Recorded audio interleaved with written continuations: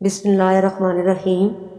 یہ حضرت عیسیٰ علیہ السلام کی ولادت سے پہلے کا واقعہ ہے کہ روم کی سرزمین پر آگسٹس کی حکومت تھی اور سلطنت روم کے فلسطین کی ریاست کے ساتھ بہت اچھے تعلقات کی وجہ یہ تھی کہ سرزمین فلسطین بہت سرسبز و شاداب ہونے کے ساتھ ساتھ اپنے وقت کی سب سے ترقی یافتہ صنعت اور تجارت کی مالک ریاست تھی، اور اسی لیے روم اس کا اچھا دوست ہونے کے ساتھ ساتھ سفارتی سطح پر بھی اچھے تعلقات رکھتا تھا۔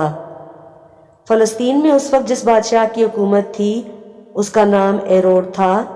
اس کے استبل کے ایک ملازم کی بیٹی تھی جس کا نام ایروڈیاس تھا۔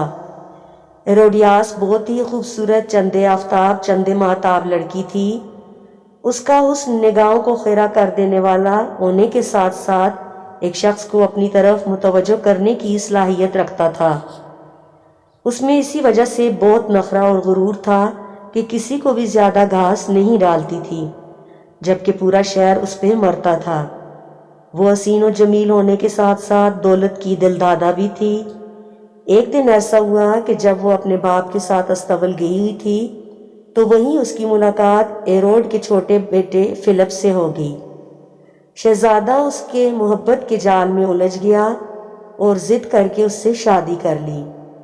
شہزادہ پہلے بھی ایک بیوی کا شوہر تھا، مگر اس کے حسن کے آگے اس کی ایک نہ چلی، اور اس طرح ایروڈیاس ملکہ بننے کے خواب دیکھنے لگی۔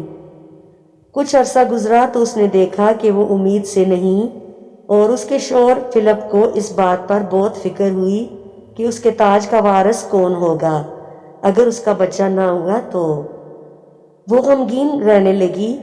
آخر ایک دن اس کی کنیز اس کو ایک نجومی بڑھیا کے پاس لے گئی۔ اس نے شہزادی کو بتایا کہ تمہاری اولاد ہوگی اور تم سے زیادہ خوبصورت ہوگی، مگر کچھ ایسا کرے گی کہ دنیا میں بدنام ہو جائے گی۔ یہ سن کر وہ واپس چلی آئی۔ کچھ دن بعد ایسا ہی ہوا اور وہ امید سے ہو گئی۔ کچھ عرصہ بعد اس کو اللہ نے ایک بچی عطا فرمائی اور اس نے دیکھا کہ واقعی یہ بچی بہت خوبصورت ہے۔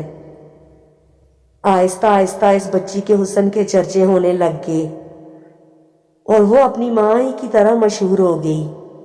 فلپ اس بات سے اتنا خوش نہیں تھا کیونکہ اس کو تو وارث چاہیے تھا جو کہ اس کو نہیں ملا۔ کچھ ہی دن بعد بادشاہ ہیروڈ چل بسا۔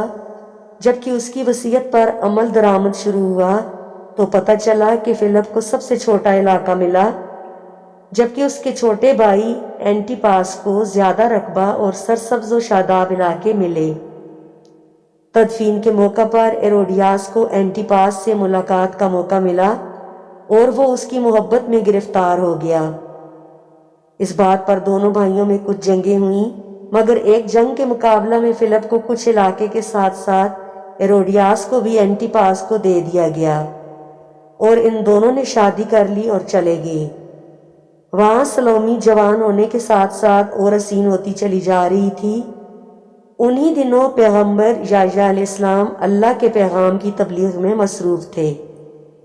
وہ بلا کے خوبصورت تھے اور ایک دن جب سلومی نے ان کو دیکھ لیا تو بےتاب ہو کر دعوت گناہ دی، جس پر ان کو بہت غصہ آیا اور انہوں نے رد کرنے کے ساتھ ساتھ یہ بھی کہا کہ تم کو دیکھنا میرے لیے ایک گناہ ہے۔ اس پر سلومی کو آگ لگ گئی اور اس نے دل میں ٹھان لیا کہ ان سے اس بات کا بدلہ لے کر رہے گی۔ بادشاہ وقت کے دربار میں ایک بہت بڑا جشن تھا جس میں بہت مہمان مدعو تھے اور وہ سب بے تحاشا قیمتی تحائف لے کر آئے تھے۔ ایروڈیاس بھی گئی اور اس نے کہا کہ سب سے زیادہ قیمتی تحفہ صرف وہ ہی دے گی۔ بادشاہ کے استفسار پر اس نے کہا کہ اس کی بیٹی سلومی ایک اعلیٰ ترین رقص بادشاہ کی خدمت میں ان کے نام کرے گی، اور بادشاہ نے کہا کہ وہ اس پر منہ بولا انعام عطا کرے گا۔ جب رقص شروع ہوا تو سب لوگ محو ہو گئے اور اسی میں کھو گئے۔ رقص کے آخر میں سلومی نے ایک ایک کر کے اپنے کپڑے اتارنے شروع کر دیے۔ یہ منظر دیکھ کر سب درباری بہت خوش ہوئے۔ آخر میں بادشاہ نے انعام کا پوچھا تو اس نے کہا پیغمبر یحییٰ علیہ السلام کو قتل کیا جائے۔ بادشاہ پریشان تو ہوا مگر زبان چونکہ دے چکا تھا تو ایسا ہی کیا۔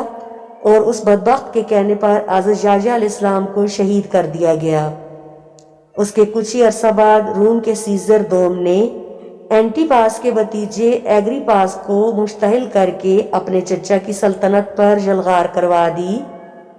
اس کے نتیجے میں اینٹی پاس اور ہیروڈیاس کے ساتھ سلومی بھی گرفتار ہوگی اور پھر ان کو روم کی سڑکوں پر پھرایا گیا، جہاں وہ انہی کے چاہنے والوں نے ان پر پتھر برسائے، اور یوں یہ عورت تاریخ کا حصہ بننے کے ساتھ ساتھ اپنے ابدی انجام کو پہنچی۔